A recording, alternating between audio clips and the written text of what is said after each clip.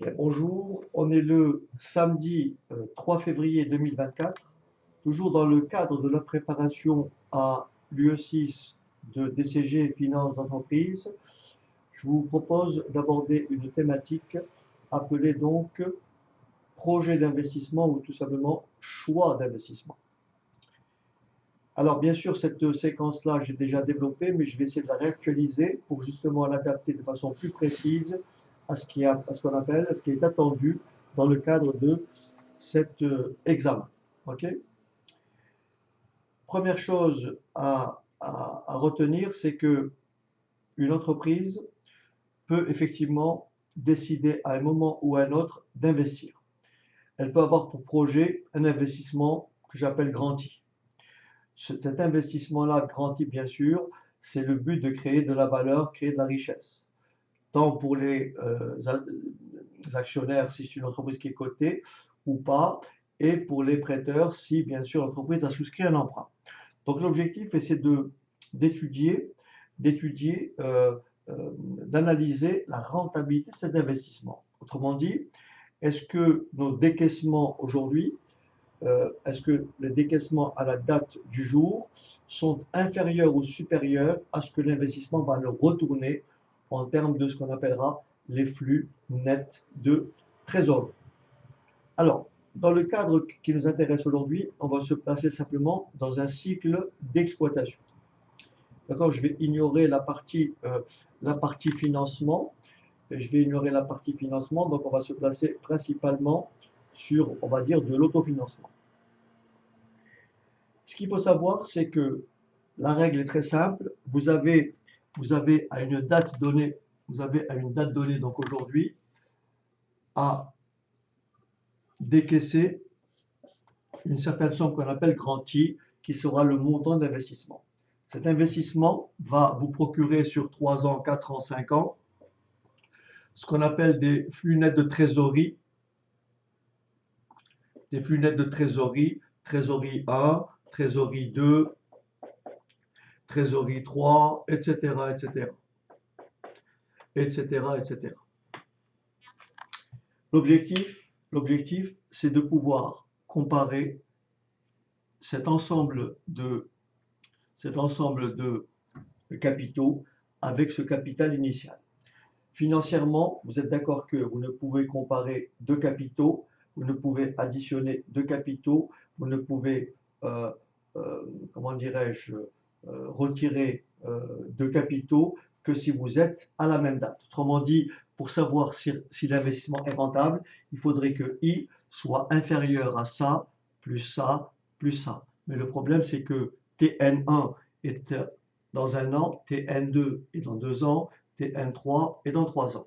L'idée, c'est de ramener chacun de ces flux à l'époque 0. Donc là, vous allez actualiser, là, vous allez actualiser, et là, vous allez actualiser.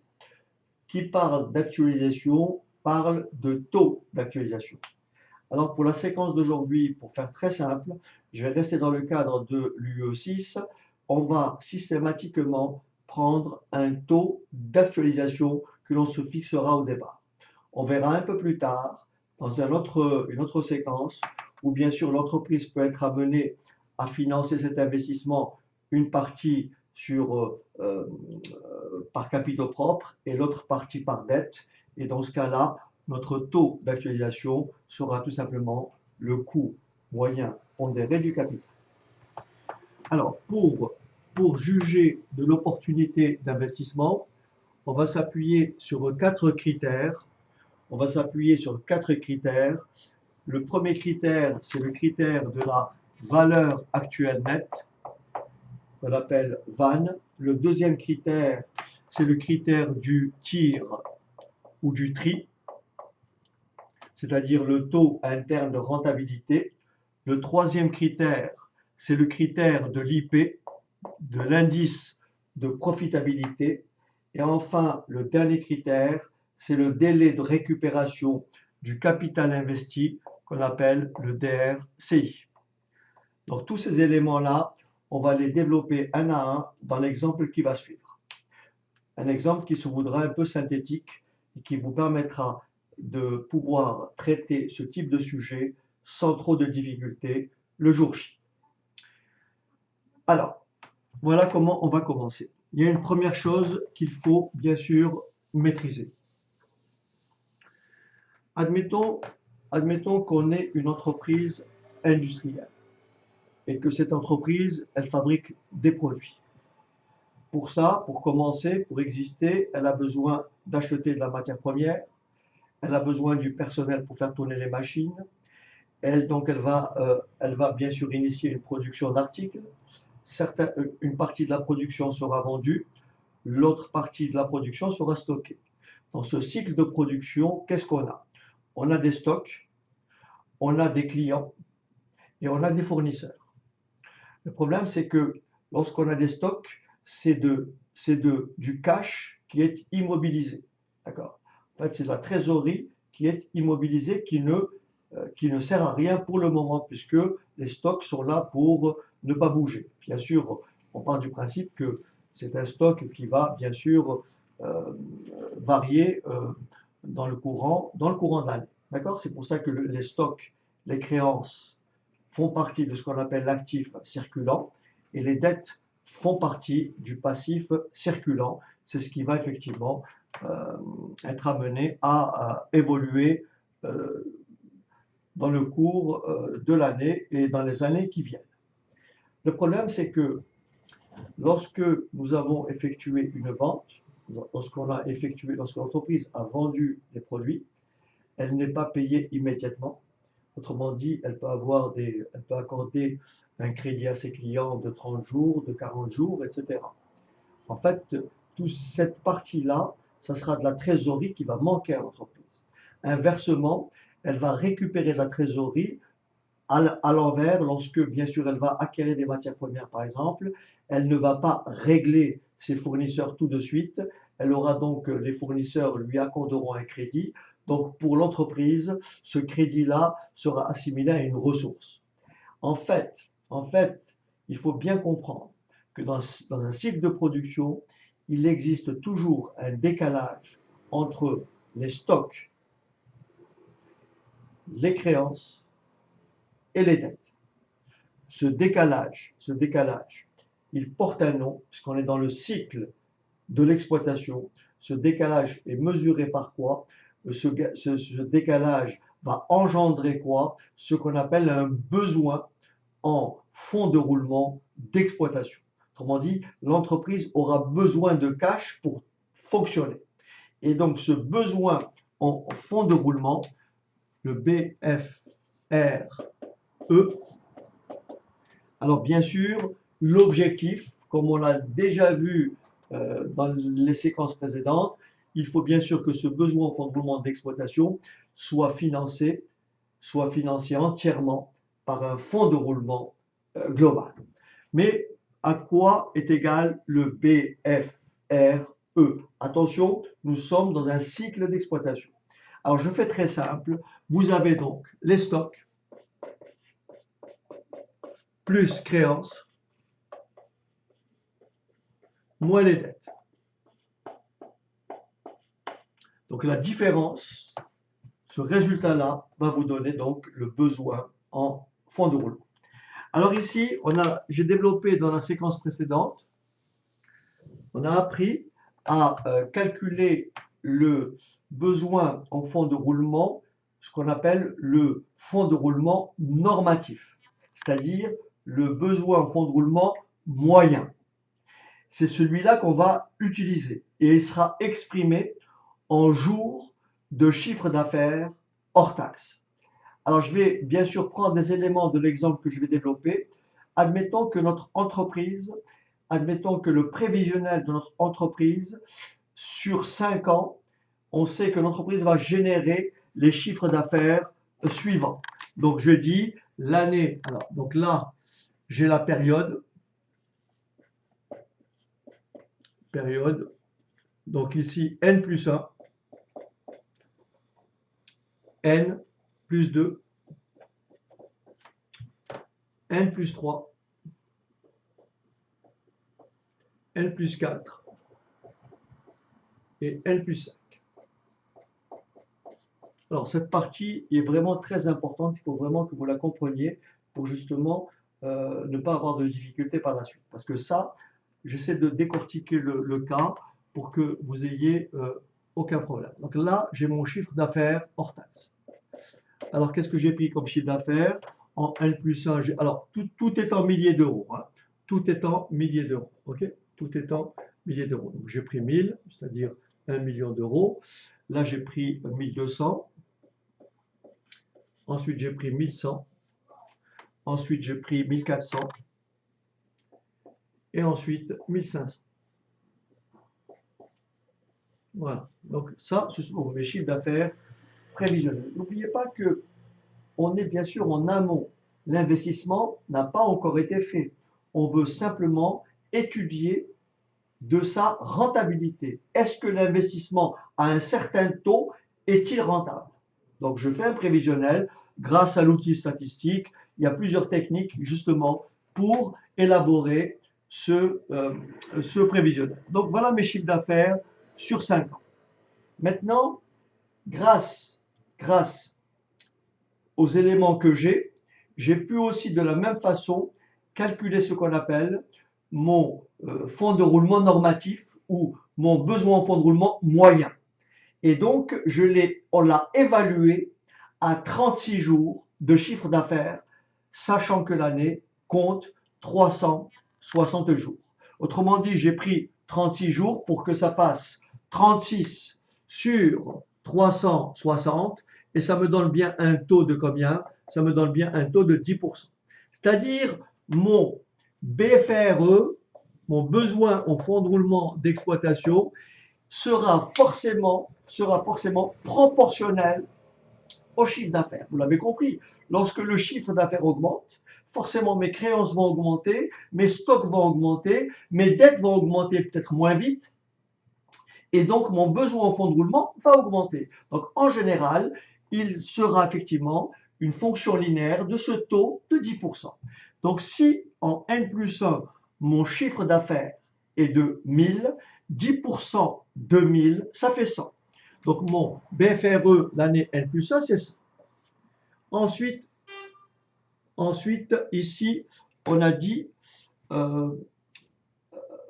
tac, 100, que je ne dise pas de bêtises, 120, 110, 140 et 150. D'accord?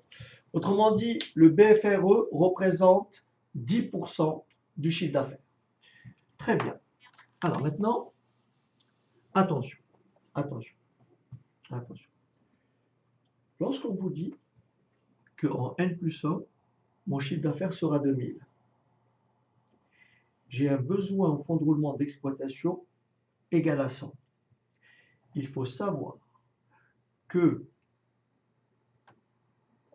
ce BFR-là, il est toujours engagé en début de l'année N plus 1. C'est logique. Ah oui, l'activité, elle va travailler sur un an. Mon besoin, il faut que je l'alimente avant. Donc, le montant qui est là, ça sera un montant qui sera à décaisser au début N plus 1, puisque là, je suis fin N plus 1. Ou alors, je peux dire tout simplement fin N. Donc, en fait, regardez bien. Ici, pour un chiffre d'affaires de 1000, j'ai un besoin en fonds de roulement de 100. Pour un chiffre d'affaires de 1200, j'ai un besoin de fonds de roulement de 120, 10% à chaque fois.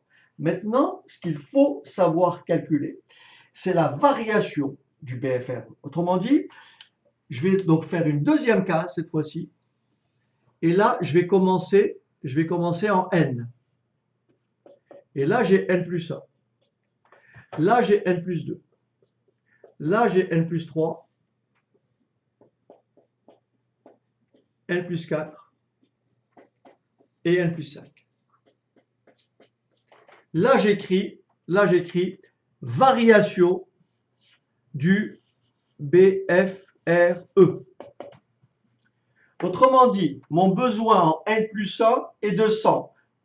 Donc, mon besoin, bien sûr, mon BFR, je dois l'engager en début d'année N plus 1 ou tout simplement en fin d'année N. et donc là, j'aurai 100.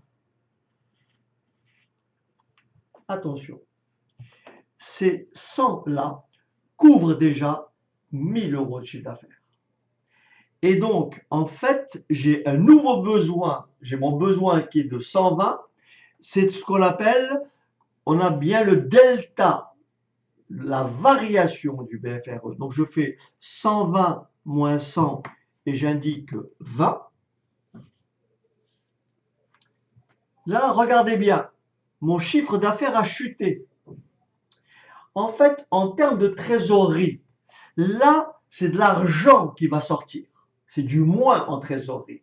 D'accord? Parce que j'ai engagé 100. J'ai engagé 20. Mais là, j'ai ce qu'on appelle une récupération du BFR. Donc, je l'écris juste en bas. Je l'écris juste en bas. Ici, j'ai ce qu'on appelle une récupération du BFRE. Pourquoi? Parce que mon chiffre d'affaires a baissé. Donc, je n'ai pas de besoin nouveau. Au contraire, je fais donc 110 moins 120 et ça me fait bien sûr, ça me fait tout simplement 10. Alors, je peux écrire, j'écris 10 ici, mais j'aurais pu écrire ici moins 10. Mais je préfère dans le tableau qui va venir indiquer les variations du BFR, tout ce qui est décaissement, tout ce qui est emploi, et bien sûr récupération du BFR, tout ce qui est donc ressources. Donc là, j'ai 10, mais si je devais l'écrire ici, j'aurais écrit ici moins 10. OK? Donc là, je vais garder ici plus 10. Ensuite, ici, mon chiffre, mon besoin en N plus 4 est de 140. Il était de 110 en N plus 3. Donc, j'ai un delta de combien? De 30. Donc là, j'ai un delta de 30. Et enfin, ici, 150, ici, 140. Donc là, j'ai un delta de 10. Alors, il faut comprendre une chose. En fait, quand on parle de BFR, c'est synonyme de la trésorerie qu'on a injectée. Il faut visualiser comme ça. Bien que, il faut le comprendre comme ça. Il faut comprendre comme c'est la trésorerie qui est sortie. Autrement dit, on a donc sorti 100, 120, 150, 160. D'accord? Dans la plupart des énoncés, on vous dira, on récupère la totalité du BFR. Ou on vous dira, l'entreprise récupère 80% du BFR. Là, je dis, l'entreprise récupère la totalité du BFR. Qu'est-ce qu'elle va donc récupérer en N plus 5? Elle va récupérer ce qu'elle a engagé, bien sûr, en diminution de ce qu'elle a déjà récupéré. Donc, qu'est-ce qu'elle va récupérer? 120, 150, 160, mais elle a déjà récupéré 10. Donc, il lui restera ici en N plus 5, il restera 150 à récupérer. Autrement dit, si vous faites 10 plus 150, ça fait 160. Et si vous faites 120 plus 30, 150, 150 plus 10, ça fait 160. Donc, tout ce qu'elle a engagé, elle a récupéré. Voilà comment on va gérer cette partie-là dans notre tableau de flux de trésorerie. Donc ça, c'est une partie qui pose problème. Ok, j'espère que vous avez compris. Et donc maintenant, on va passer à une deuxième chose. La question qui est posée, c'est comment maintenant je calcule mes flux nets de trésorerie, d'exploitation. Flux net de trésorerie d'exploitation. Ok. Alors, quand vous avez un investissement, on part du principe que, donc là je fais très simple, on part du principe que cet investissement-là a une durée de vie de 5 ans, d'accord?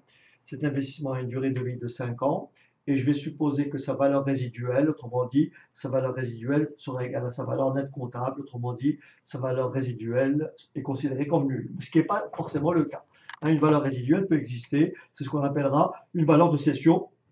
Donc là, L'investissement au bout des 5 ans, sa valeur nette comptable est nulle, sa valeur de cession est nulle, autrement dit, sa valeur résiduelle est nulle, hein, pour faire simple. Alors, on a dit donc, je vous donne les caractéristiques de l'investissement que l'on va mettre en place. Alors, l'investissement, le montant de l'investissement, c'est 500. Donc, j'écris ici, le montant de l'investissement, ici, c'est 500. 500 milliers d'euros. Cet investissement-là est, bien sûr, l'investissement dure sur 5 ans, et cet investissement-là est amorti en linéaire sur 5 années. Donc, durée d'amortissement, 5 ans en linéaire. Donc, autrement dit, les dotations annuelles seront chacune égales à 500 divisé par 5, soit 100 milliers d'euros tous les ans. D'accord. Donc ça, c'est une première chose. Maintenant, ce qu'il faut comprendre, c'est comment je mets en place le calcul des flux nets de trésorerie d'exploitation. Alors, je vais vous donner juste 2 écritures, mais je pense qu'elles se valent toutes les deux. Regardez bien.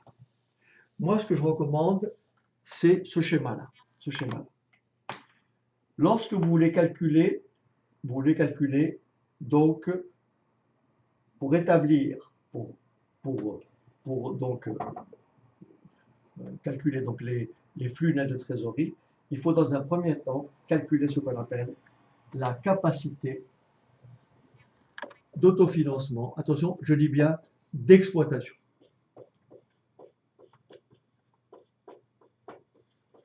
La capacité d'autofinancement d'exploitation et non pas la CAF dans sa globalité comme on l'a déjà vu lorsqu'on a fait les SIG, etc. Hein. Donc là, on ignore toute la partie finance, etc., etc. Donc on est simplement dans la CAF d'exploitation. Pour l'établir, voilà ce qu'on va faire. On va démarrer avec le schéma suivant. On va faire chiffre d'affaires moins charge variable. Chiffre d'affaires moins charge variable moins, alors ça c'est égal à la marge sur coût variable, mais je ne l'écris pas. Je continue, moins, attention, charge fixe,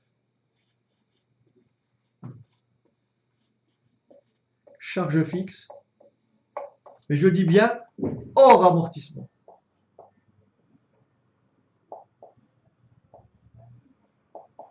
Hors amortissement. Et donc, ce résultat-là vous donnera tout simplement l'excédent brut d'exploitation. Ce résultat-là vous donnera l'excédent brut d'exploitation. Pour trouver la CAF, il suffit que je retire l'impôt sur les sociétés, l'IS, et j'ai ma CAF. Mais j'aime pas trop cette façon de faire. Il vaut mieux continuer à dire. J'ai trouvé mon EBE, mon excédent brut d'exploitation. Je vais donc faire après moins dotation aux amortissements.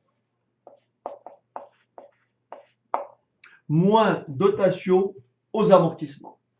Et ceci va me donner ce qu'on appelle le résultat d'exploitation brut. Le résultat d'exploitation avant IS. Je fais moins IS et je vais trouver donc le résultat net.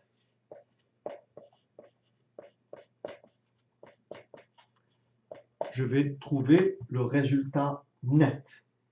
Attention, on calcule la capacité d'autofinancement d'exploitation, c'est-à-dire la différence entre tous les produits encaissables et les charges décaissables.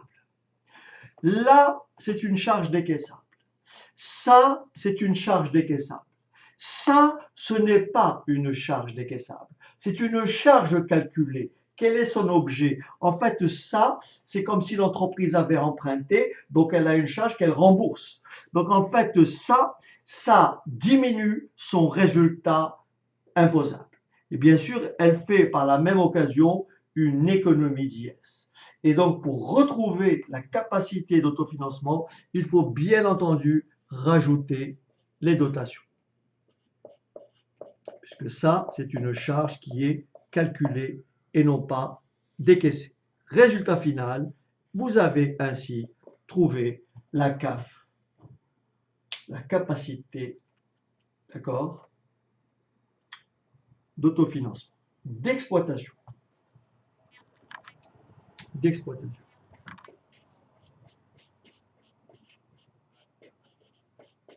Ok. Maintenant, notre schéma. Comment on va dresser, alors après chacun prépare les tableaux comme il veut, l'important c'est de bien suivre la logique. Hein. Il n'y a pas de présentation meilleure qu'une autre, le tout c'est que tous les points doivent être développés. Je vous donne par rapport à l'exemple, la structure que j'ai mis en place, c'est celle-ci. J'ai ici, rappelez-vous, j'ai ici les postes. Donc ici, je vais écrire mes postes. Donc ici, alors rappelez-vous, cette fois-ci, le premier chiffre d'affaires étant N plus 1, mais mon investissement est fait, bien sûr, en amont, donc en début de N plus 1, c'est-à-dire en N. Idem pour la variation du BFR. Donc ici, j'ai mon chiffre d'affaires. Alors, j'ai d'abord ici N.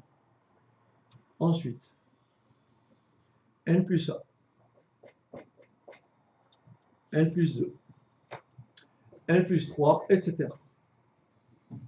N plus 4, N plus 5, N plus 4 et N plus 5.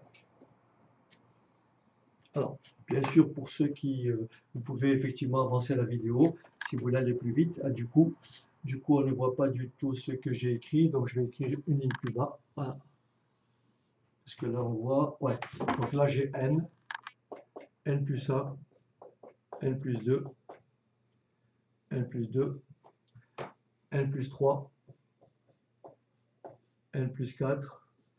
Du coup, j'en ai oublié une. Et N plus 5. Ok? N plus 5. Voilà. Très bien. Donc ici, première chose, en abrégé, je vais indiquer mon chiffre d'affaires. Donc là, je vais faire un tableau d'un seul coup, hein, parce que je n'ai pas trop le temps de faire deux tableaux. Donc je fais tout d'un coup, chiffre d'affaires. Alors on a dit 1000,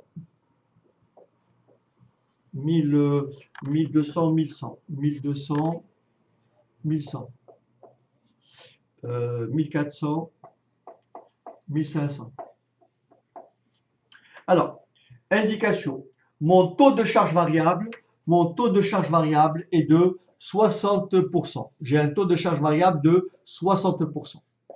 Alors, le taux de charge variable, c'est, bien sûr, c'est fonction, quand j'ai 60%, du chiffre d'affaires hors taxe.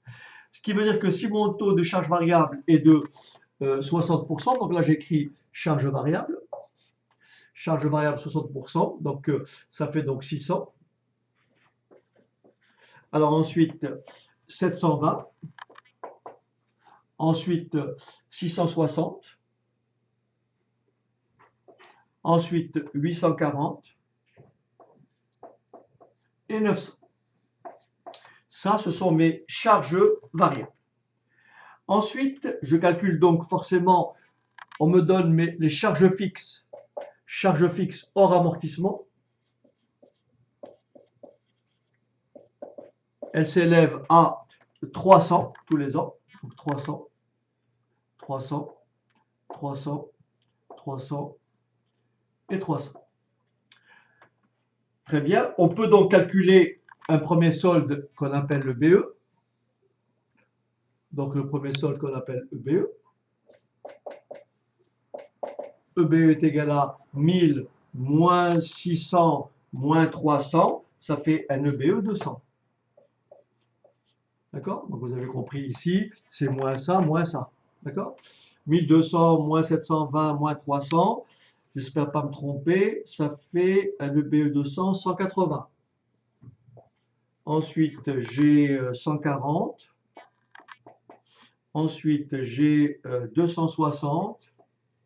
Et ensuite, j'ai 300. Je vérifie que ça fait bien, ça fait 1200. Ok, c'est bon. Donc ça, c'est le BE. Maintenant, j'ai dit que mon investissement était de 500 milliers d'euros, amorti sur 5 ans. Ma dotation annuelle est de 100. Donc ici, j'écris mes dotations. Dotation, bien sûr, en moins.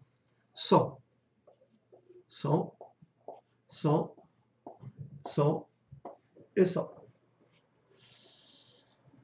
Je vais donc maintenant calculer mon résultat avant IS, donc mon REX. Mon résultat avant IS. Et là, je fais 0. EBE 100 moins 100. Là, ça fait 80. Là, ça fait 40. Là, ça fait 160. Et là, ça fait 200. Donc, voilà mon résultat après. Je suppose que le taux d'imposition est de 25%. Donc, je peux calculer l'IS. Donc, je peux calculer l'IS qui est donc 0, donc ça fait 0. Donc, un quart de 80, ça fait 20. Un quart de, ça fait 10. Un quart de 160, ça fait 40. Et un quart de 200, ça fait 50. Donc, voilà l'IS. Et maintenant, je vais trouver ici mon résultat net. Résultat net. Résultat net. Donc, je fais bien sûr REX moins IS, 0, 60, 30, 120 et 150.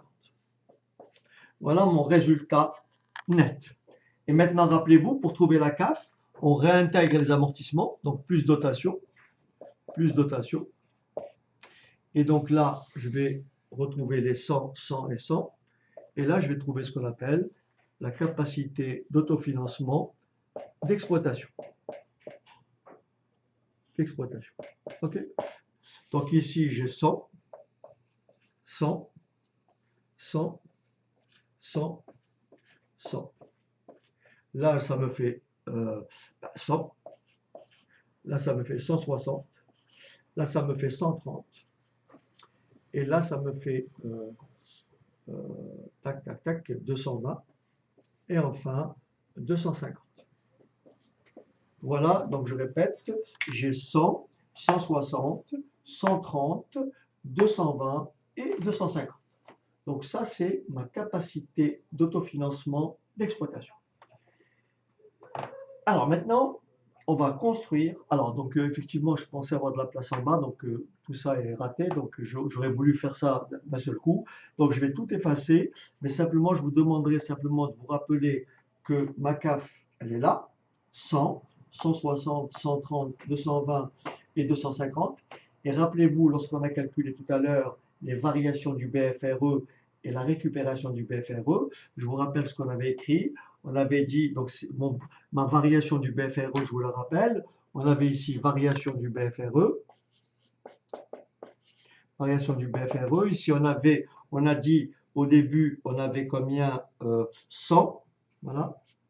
100. Ensuite, on a dit 100. Puis après, on a dit 120. 120. Ensuite, on a dit, non, pardon, 100, 20. Ensuite, on a dit qu'on récupérait, combien 10. Alors, je me rappelle, oui. Donc, 100, 20. Et ici, on récupère 10, donc c'est moins 10. Ensuite, ici, après, donc 30, 10. Et puis, on a dit que, bien sûr, on a engagé 120, 160, 150, 160. J'ai récupéré moins 10. Donc là, ça me fera moins 150.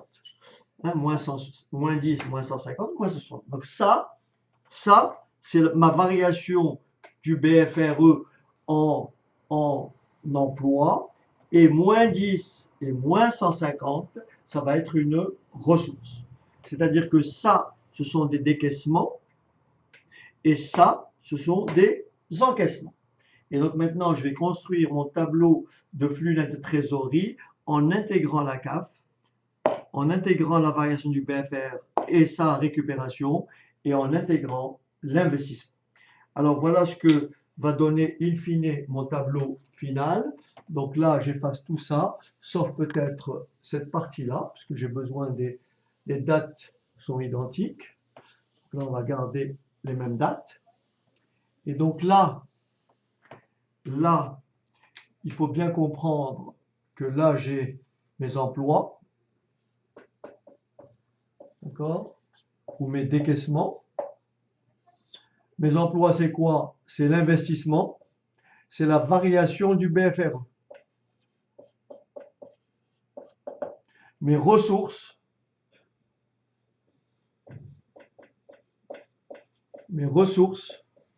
ça va être quoi? Ma CAF d'exploitation et la récupération du BFR.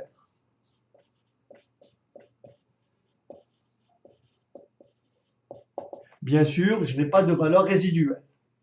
Donc voilà les grandes lignes. Alors ici, je vais bien sûr, et bien sûr au final, on va trouver ici les flux nets de trésorerie.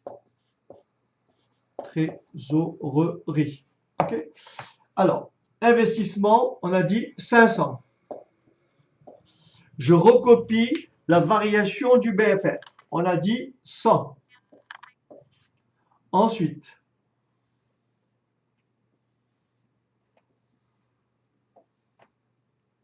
ensuite 100. Ensuite, 20. Là, j'ai rien. Ensuite,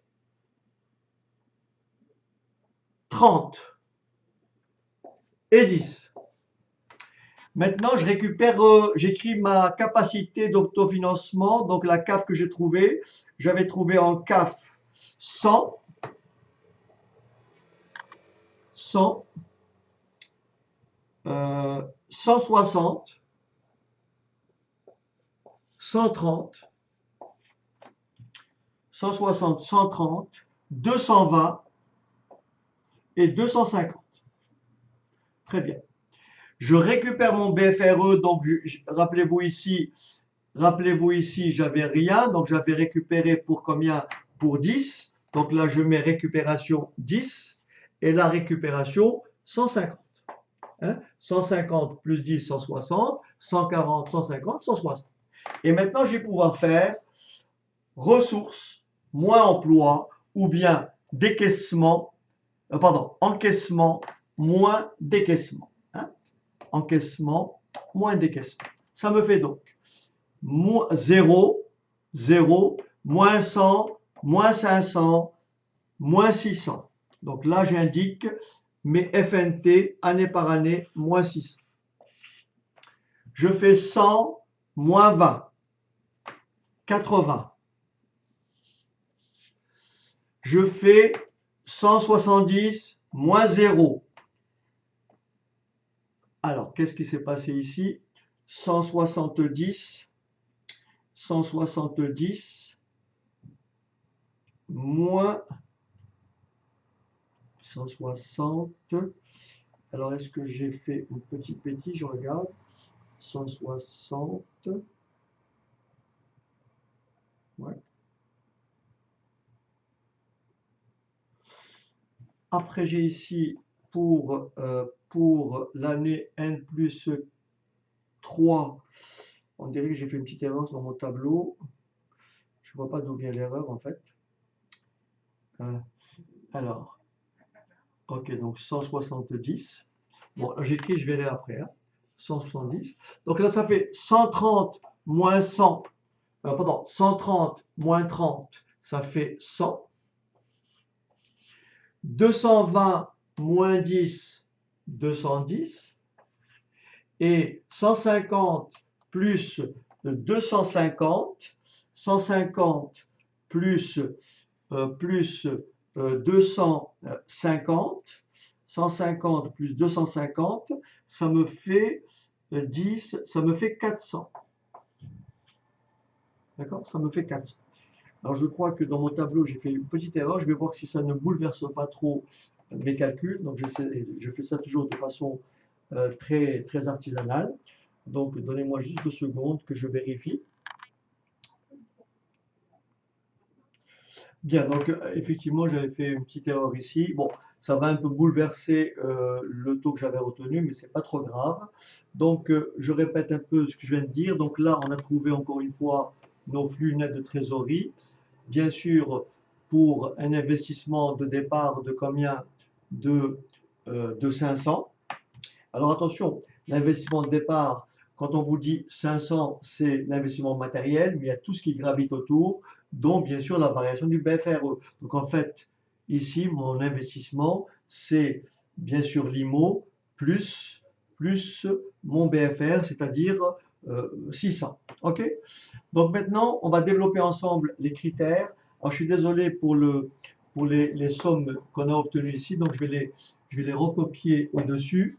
Je vais les recopier au-dessus. Donc là, j'ai ici mes FNT. Donc FNT. Donc là, j'ai moins 600. Là, j'ai 80. Là, encore une fois, j'ai 170. Ça les a majorés plus tôt. Là, j'ai 100. Là, j'ai 210. Et là, j'ai 400. Encore une fois, ces résultats-là, sous toute réserve. Voilà. Donc voilà mes flux nets de trésorerie. De toute façon, je pars du principe que si même il y a eu une erreur en amont, ça nous empêche pas de mettre en place tous les critères que j'ai énumérés précédemment. Alors ici, j'avais pris un taux de 8% parce que j'ai plutôt, comment dirais-je, minoré j'ai fait une erreur de calcul en fait. Et ce qui est marrant, c'est que, alors je vais juste, ouais, j'ai minoré mes cash flows. Là, j'avais écrit, je crois, 250. Et là, j'avais écrit, je crois, 100, je sais pas, 150. En tous les cas, j'ai minoré mes cash flows, ce qui a augmenté mon taux d'actualisation. Donc, je vais partir avec un taux d'actualisation, si vous permettez, de 13%. Bon, il est un peu élevé, mais ça fait rien. Alors, on va donc étudier donc de l'opportunité de cet investissement. Autrement dit, est-ce que l'investissement a une rentabilité supérieure ou inférieure à 13%? Donc, je vais calculer la vanne avec un taux d'actualisation de 13%. Donc, le taux que je vais calculer, le taux que je vais poser, c'est 13%. Donc, vanne égale tout simplement moins 600 plus 80 que multiplie 1,13 exposant moins 1. Alors, si vous préférez cette écriture, ou alors vous préférez cette écriture, c'est comme vous voulez. 80 sur 1,13, ça veut dire la même chose. 80 fois 1,13 exposant moins 1, c'est pareil que 1 sur 1,13. Vous savez très bien que x exposant moins n, c'est 1 sur x exposant plus n. OK? Alors, plus 170 que multiplie 1,13 puissance moins 2, plus 100 que multiplie 1,13 puissance moins 3, plus 210 que multiplie 1,13 puissance moins 4, et enfin plus 400 que multiplie 1,13 puissance moins 5. Et tout ça, si mes calculs ne sont pas faux, ça me donne une vanne égale à 19,14. Autrement dit, ma vanne est positive, ce qui veut dire que le projet a forcément une rentabilité supérieure à combien? Supérieure à 13%. OK? Donc, deuxième critère, c'est le critère du tir. Donc, je répète, la vanne, c'est la valeur actuelle nette. Vous avez tous vos cash flows ici, vous avez tous vos flux de trésorerie, tout ce qui est décaissement, c'est en moins, et tout ce qui est encaissement, c'est en plus. Donc tout ce qui est positif, c'est bien sûr, j'aurais pu trouver bien sûr ici un FNT négatif, c'est possible, parce que mon résultat, comment dirais-je, parce que mon résultat négatif, etc., etc. Donc ici, j'aurais pu avoir autre chose. Donc là, ma vanne, pour ce schéma-là, ma vanne, elle est égale à 19,14 et on retiendra le projet est rentable car vanne positive. Vanne est positive, ça implique que le projet est rentable. C'est-à-dire que le projet a une rentabilité supérieure à 13%. En fait, il faut savoir que c'est ce que va nous donner le tir. Vous allez voir que maintenant, je vais calculer le tir. Et on verra, puisque le projet est rentable à 13%, c'est que forcément, nécessairement, le tir va être situé au-dessus de 13%. Le tir va être situé au-dessus de 13%. Alors, bien sûr, pour calculer le tir, il faut utiliser la fonction solver de votre calculatrice. D'accord? Il faut utiliser la fonction solver de votre calculatrice et l'équation à poser. Donc, voilà ce que vous allez retenir. T, le taux, égal à tir. Si et seulement si, vanne égale 0. Alors, pour ceux qui n'aiment pas cette écriture, ça veut dire tout simplement quoi? Le taux, le tir, c'est le taux pour lequel la vanne est nulle. Alors, quand vous prenez vos calculatrices, en général, la calculatrice que vous avez, la variable que vous allez entrer, c'est la variable x. C'est la raison pour laquelle l'équation que vous allez poser sur votre calculatrice à l'aide donc du solver, ça sera tout simplement moins 600 plus 80 que multiplie 1 plus x à la puissance moins 1 plus 170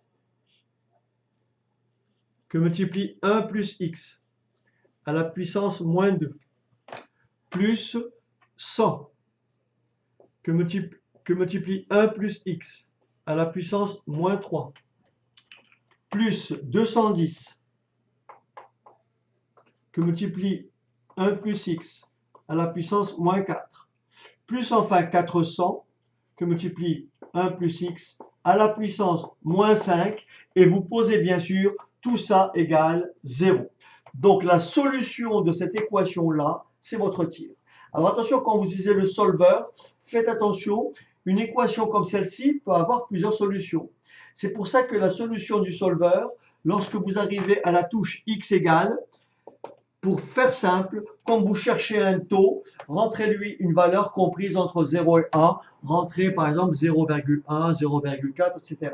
Autrement dit, si cette équation admet une seule solution, quelle que soit la valeur que vous entrez ici, la calculatrice vous renverra la bonne réponse. Donc là, je n'ai pas fait le calcul parce que j'avais fait le calcul pour 8%. Donc, je pense que si je vais un peu à l'essentiel ici, et je vais vous dire à peu près vers quelle valeur tourne le tir. Le tir tourne autour de 14, alors j'ai pas le temps de prendre ma calculatrice, 14,5. Voilà, le tir va être compris entre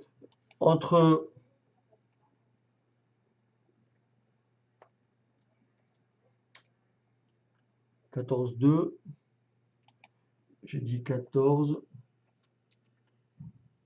voilà, j'ai dit 14,1.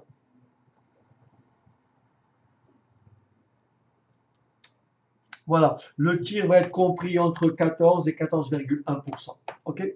Autrement dit, ça corrobore avec ce qu'on a trouvé, puisqu'on a trouvé que pour 13%, le projet était rentable. Donc voilà pour le deuxième critère. Je vous propose maintenant d'aborder le troisième critère, qui est le critère de l'IP. Alors, qu'est-ce que c'est l'IP? L'indice de profitabilité se calcule ainsi. L'indice de profitabilité se calcule ainsi. C'est tout simplement 1 plus vannes divisé par investissement. Alors j'ai effacé, j'avais calculé, alors j'ai effacé, je vais reprendre le calcul de la vanne de tout à l'heure. J'espère que, alors j'avais pris 13%. Voilà. Donc on avait trouvé une vanne égale à 19,4. Donc l'IP est égal à 1 plus 19,4 divisé par 500. Donc 19,4 divisé par 500. Alors,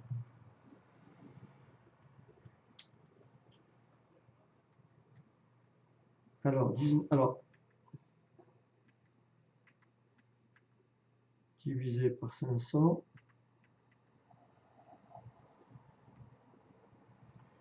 Ça fait 1,0388.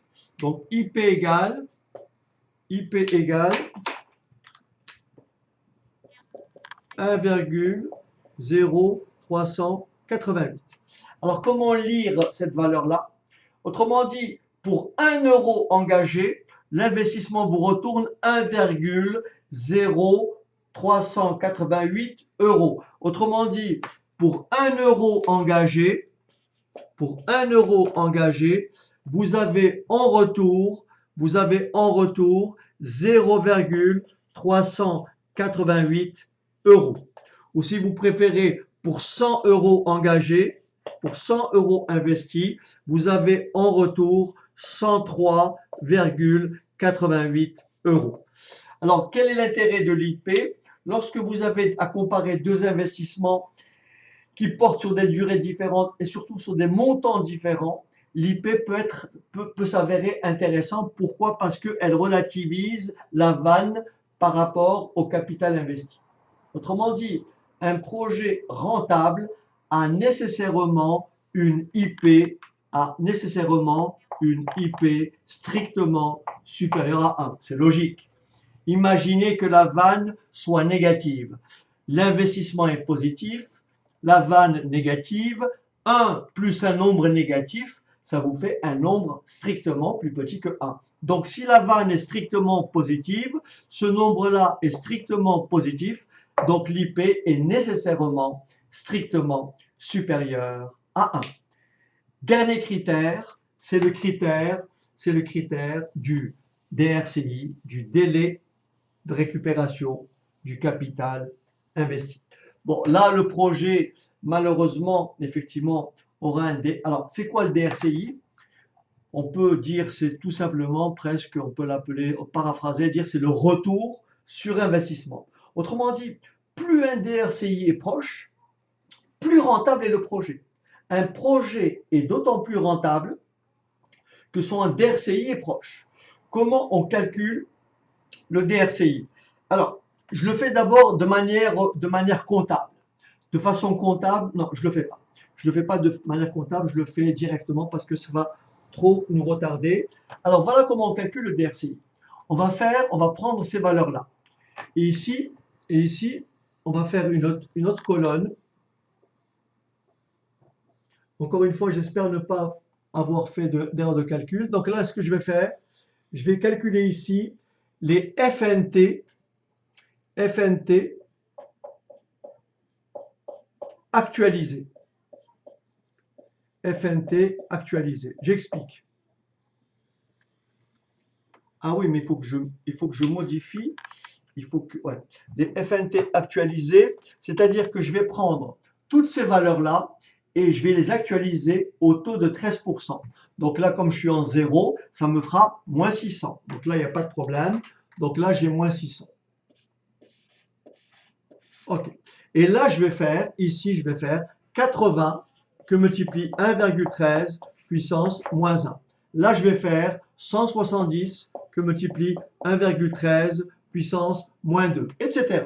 D'accord? Là, je vais faire 100 que multiplie 1,13 puissance moins 3, 210 fois 1,13 puissance moins 4, et enfin 400 que multiplie 1,13 puissance moins 5.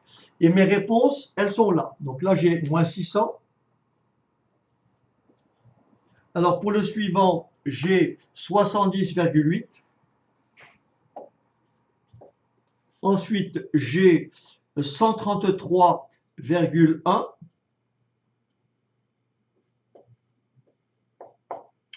Ensuite, j'ai 69,31. Ensuite, j'ai 128,8.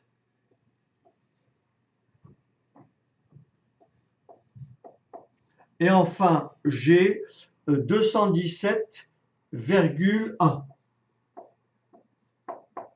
Alors, je vérifie juste pour le dernier, parce que tout a été chamboulé. Donc, 400 que multiplie 1,13 à la puissance, on a dit moins 5. Moins 5. Voilà. Ok. Très bien. L'honneur est sauf. Ok, ça va. Maintenant, pour calculer le DRCI, regardez ce que vous faites. On va maintenant ici faire ce qu'on appelle le cumul des FNT actualisés. Le cumul des FNT actualisés. Je commence à moins 600. Oui, moins 600. Et je fais moins 600 plus 70,8. Et ça me fait 500 moins 529. Ensuite, je fais moins 529 plus 131,1. Ça me fait moins 396, tout simplement. Alors, je n'ai pas pris les virgules. Hein. Ensuite, je fais moins 396 plus 69,31. Et ça me fait moins 327. Ensuite, je fais moins 327 plus 128,8. Et ça me fait moins 198. Ouh là là là. Moins 198. Je suis à quelle date? 210. Moins 198. OK. Et je fais moins 198 plus 217,1 et ça me fait 19,14. Ça me fait 19. Ça me fait la vanne de tout à l'heure. OK. Autrement dit, quand je cumule mes FNT, la valeur que je trouve ici, c'est la vanne. Alors, pour trouver ici le délai de récupération,